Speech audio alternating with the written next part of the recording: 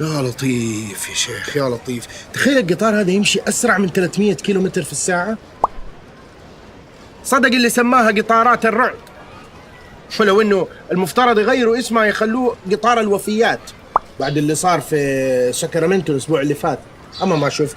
شوف شوف، يا الله يا الله، 7 مساكين كذا طاروا من اللعبة، كلهم كذا نحاف مساكين. يا الله، الحمد لله الحمد لله يا رب. انا اموري طيبة ان شاء الله، ولا لا؟